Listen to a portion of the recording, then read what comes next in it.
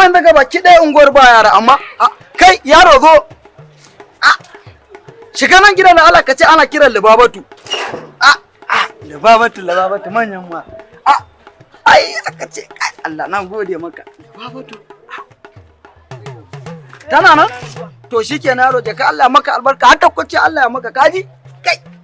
Libabatu. Ai akan sai.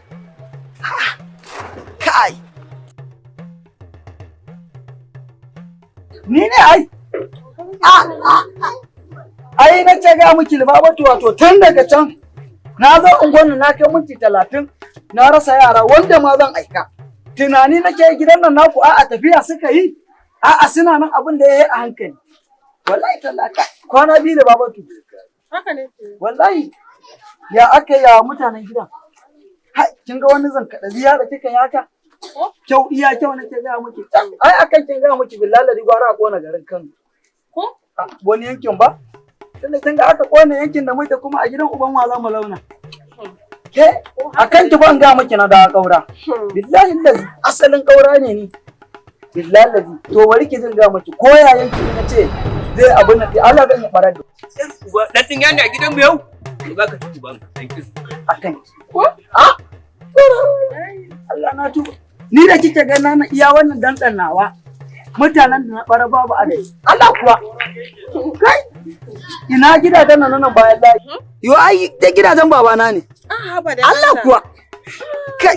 Yanzu dan Allah babu inda zamu shirya mu je mu dan fita dan yawo haka Libabatu. Allah kawai ki je maka kawai ki bari mu shirya kawai mu. Allah. Inna lillahi. Dan din ya dan ubanka shige gida don. Me unguwa ne hi wannan ko kuwa? La ilaha.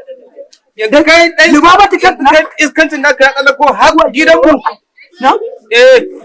Ka san ni da kai karta san karbi. Na yadda. Ni ko ni na san. Kai dan a garin nan kana dan mutsiyata uban waye ba duk lissafin da kake kaura. Na? Kauran mata?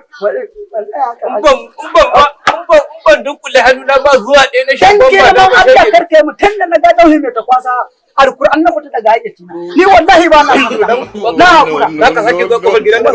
Na ce na hakura ai da ce ya kare. Dan ka ƙara gani na yanda ka so kai da ni.